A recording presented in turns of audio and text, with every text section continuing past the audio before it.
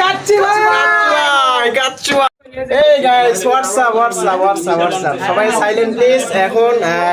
আপনাদের হচ্ছে প্রধান আকর্ষণ মেন আকর্ষণ আমরা এখানে আপনারা দেখতে পাচ্ছেন সবাইকে দেখতে পাচ্ছেন এখানে অনেকজন সাজুগুজু করতেছে এটা এই যে smile boy and handsome boy ঠিক আছে আর চলে আসলাম আবারও আমরা সবাই মিলে আজকে যাচ্ছি